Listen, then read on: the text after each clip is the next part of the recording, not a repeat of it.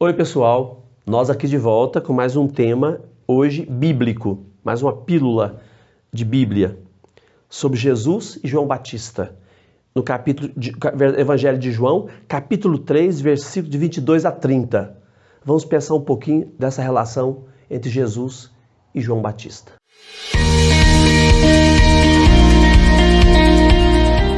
No final do século I, depois de Cristo, o Evangelho de João testemunha todos os conflitos que a comunidade tinha em relação aos discípulos de João.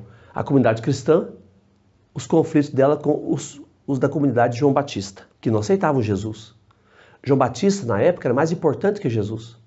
Aos poucos é que Jesus foi tendo mais importância que Jesus. Até o ponto de João falar assim, não me sigam, sigam a ele. Ele que é o Cordeiro de Deus. Ele que é o esposo, não eu.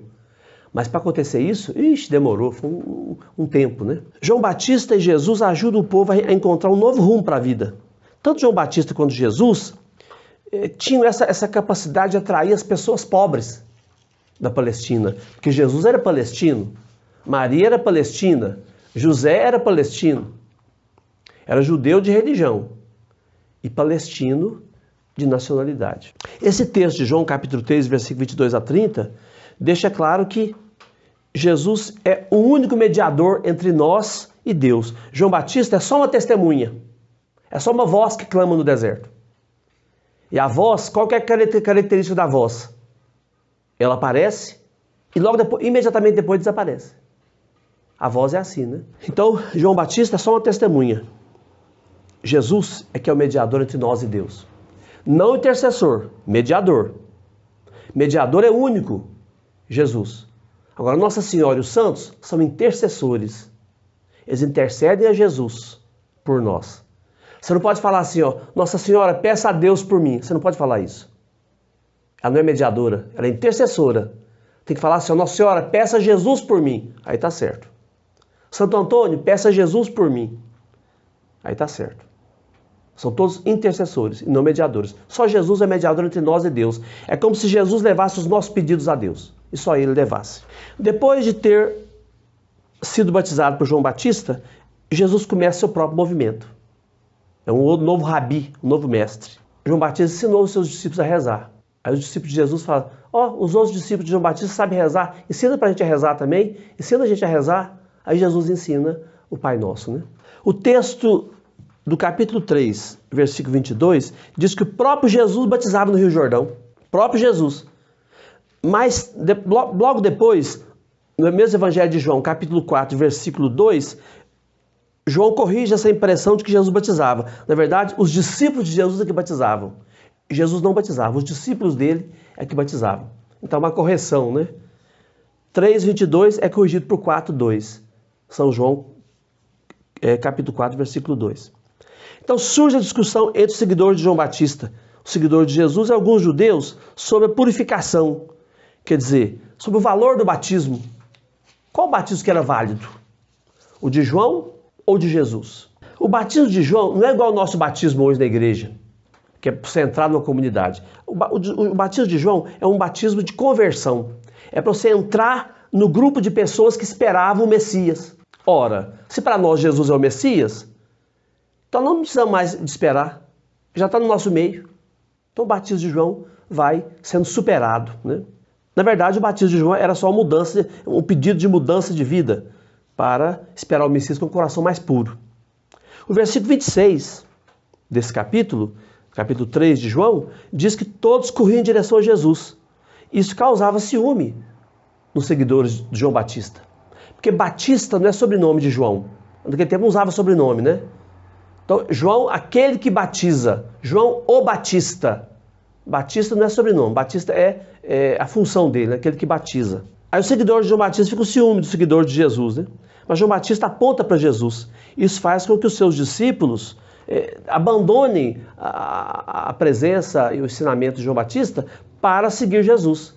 Então os primeiros discípulos de Jesus eram seguidores de João Batista. Então João Batista ajuda os seus discípulos invejosos a perceber que Jesus fazia coisas tão bonitas, tão boas, porque Jesus recebeu essa tarefa de Deus. Então João Batista fala, pode seguir Jesus. Eu não sou o Messias.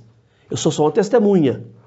A função da testemunha é apontar para Jesus e deixar que cada um faça seu próprio caminho. Então João Batista aponta para Jesus. João Batista não é mais mediador. Chegou ao fim sua missão. A sua função era conduzir todas as pessoas a Jesus. E depois desaparecer. É como a voz, né? Aparece e desaparece logo depois. É Deus, no versículo 27 fala, é Deus que quer que todos corram para Jesus. Que é o objetivo final. João Batista nega que é o Messias. Ele fala, eu sou um precursor. Versículo 28, né? Sou um precursor.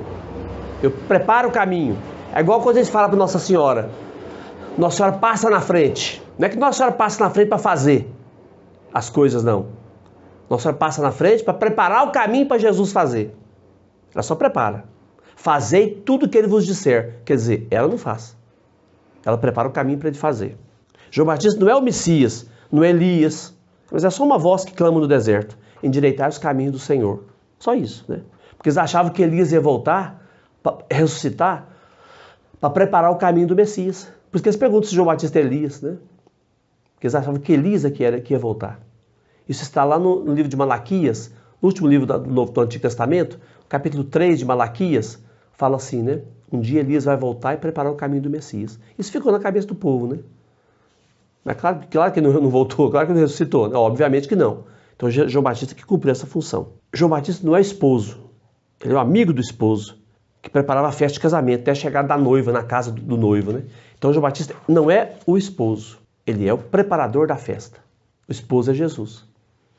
Por isso fala assim um texto, João Batista passou a sandália dele, aliás, ele falou assim, eu não sou digno nem de desamarrar a sandália de Jesus. Quer dizer, a sandália era o documento que a pessoa dava para um outro, um homem dava para o outro homem, para se casar com a viúva. Por exemplo, a mulher ficava viúva do primeiro marido, não tinha filhos, ela tinha que casar com o irmão dele, com o cunhado. E se ele não quisesse, ele pegava a sandália dele e passava para o outro irmão dele. Se o outro irmão não quisesse, ia passando a sandália, né? João Batista fala, não é que eu vou passar a sandália para Jesus, para ele, porque ele é o esposo. Eu não sou digno nem de desamarrar a sandália dele. Que Jesus é que é o esposo da igreja, e não João Batista. Né? Então João Batista diminui até desaparecer, deixando o caminho aberto para Jesus, para que todos encontrem Jesus. João diz sobre Jesus, é necessário que ele cresça e eu diminua. Então o noivo é Jesus. A noiva é toda a humanidade. A noiva é a igreja. O noivo é Jesus. Então nas bodas de Caná, vocês podem ler direitinho, né? Não aparece o noivo, aparece a noiva. O noivo é Jesus, né? O noivo é Jesus. E a noiva é a igreja, é a comunidade cristã.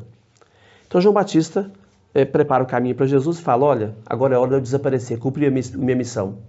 Agora é com Jesus, não é mais comigo. Por hoje é só. Um abraço e fiquem todos com Deus.